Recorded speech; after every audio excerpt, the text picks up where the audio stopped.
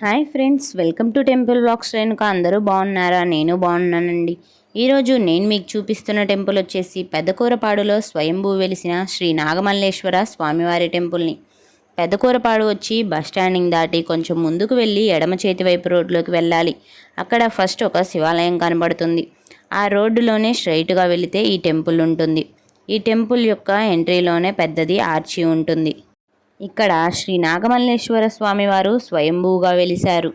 150 సంవత్సరాల చరిత్ర కలిగినటువంటి దేవాలయం ఇది. ఇక్కడ స్ఫటికలింగాకారంలో స్వయంభూ వెలిసిన స్వామివారు ఎంతో శక్తివంతుడు. కోరిన కోరికలు తీర్చి భక్తుల పాలిట కొంగు బంగారంగా ఈ స్వామివారి ఆలయం విరాజిల్లుతోంది.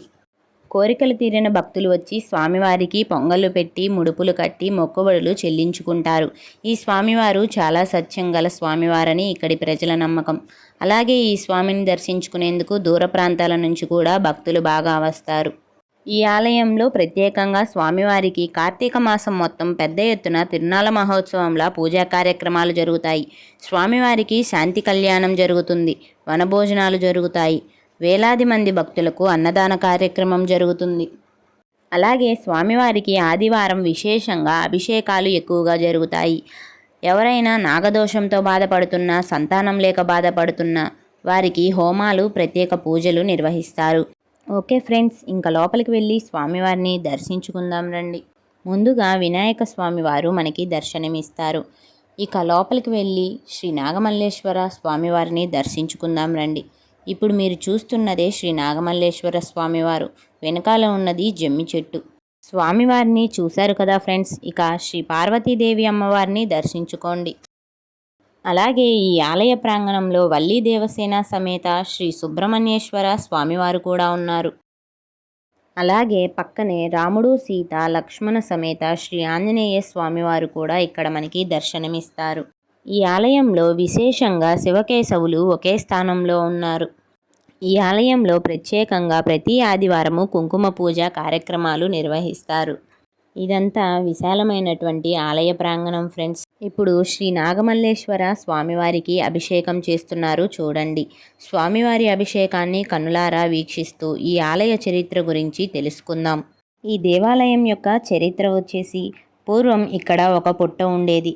ఈ యొక్క పుట్టలో నుంచి జమ్మి చెట్టు వెలిసింది. అలా వెలిసిన జమ్మి చెట్టుకి ప్రజలు పూజలు చేస్తూ ఉండేవారు. అలా కొన్ని రోజులకి చెట్టులో నుంచి పాలు కారటం మొదలైంది. చెట్టులో నుంచి పాలు కారటం ఏంటి అని ఊరి ప్రజలు ఆశ్చర్యపోయారు.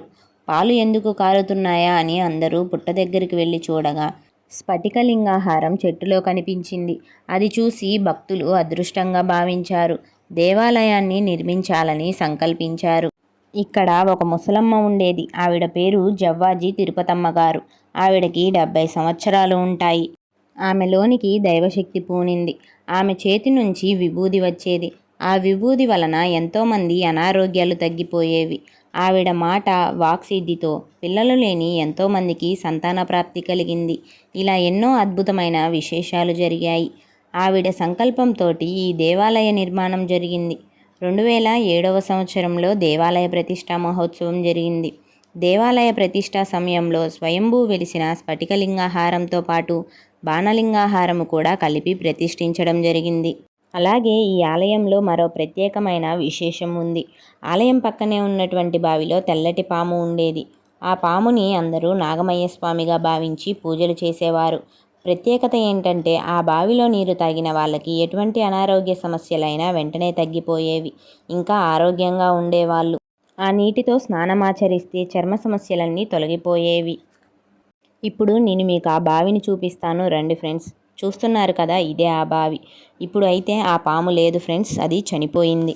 ఈ టెంపుల్ యొక్క టైమింగ్స్ వచ్చేసి ఉదయం 6 గంటల నుంచి 11 గంటల వరకు ఉంటుంది. సాయంత్రం 6 గంటల నుంచి 8 గంటల వరకు ఉంటుంది. ఈ వీడియో కనుక మీకు నచ్చినట్టయితే లైక్ చేయండి, షేర్ చేయండి, కామెంట్ చేయండి. ఇలాంటి మరెన్నో టెంపుల్ వ్లాగ్స్ కోసం వెంటనే మన ఛానల్ని సబ్స్క్రైబ్ చేసుకోండి.